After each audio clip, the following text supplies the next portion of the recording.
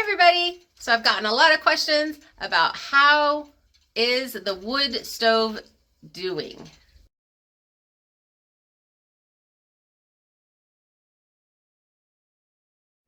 Well, my feet are cold. Hi Justin, how are your feet? Are they warm? Are they warm? How about you, Chloe? How are your feet?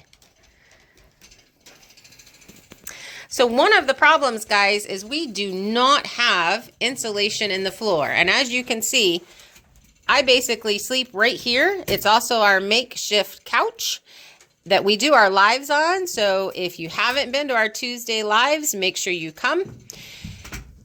And I feed the fire all night long. We have basically been trying to keep it right at 500 degrees. It dropped down a little bit because we were outside, so we're at 400 right now. We have a fan that I hung upside down. And when the generator is running, that blows the warm air to this side of the shipping container. And right now, our thermometer says that we are about 58 degrees on this side of the shipping container. We were having some issues with air coming in from under the door, but you'll see this video coming out soon when we finally put our subfloor in that lined us up, and then we basically stuffed this blanket underneath. We finished spray foaming above our big giant picture window, and that sealed in a bunch of leaks. We obviously have a lot of cleaning up to do. Look how beautiful it is out there.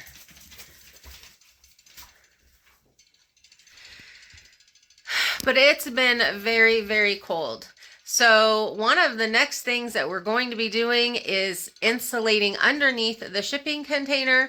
I have R38 that we haven't decided if we're going to just put it up as R38 or if we're going to divide them in half. And then that way we can use less of it, but it's got to be used. I bought it a couple of years ago. It's what we've been putting in these walls, super thick. So I'm really, really excited to see how much adding that insulation is going to do for the heat. On a really good day, when we're in the 30s or the really high 20s, we can keep the inside of the shipping container at about 65 degrees. And at nighttime, when it drops into the low 20s and the teens, we keep it ends up being between 50 and 55. We are not getting heat, or we are. I don't want to say we're not. We are getting some heat over into the RV. Not a lot of heat. It's not really warm over there. So it's not working in the manner that we wanted it to. We have not gotten skirting around the RV, so that needs to happen. And then the insulation under the floor. So those two things are going to happen. And then make sure that if you're not subscribed, that you subscribe.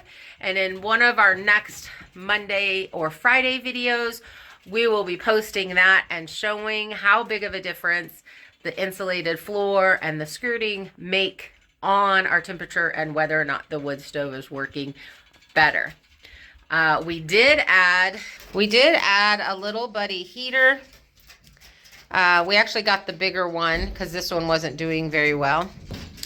But we added the bigger heater, and when we have the bigger heater on, we actually got it up to 70 in here. How awesome was that, Kim? It's so nice to have the warm weather. So when we're in the 30s, it stays really nice in here, but when it drops down lower, it gets really, really cold. And one of the biggest problem is if we leave, the inside of the shipping container is the temperature it is outside. That is no fun.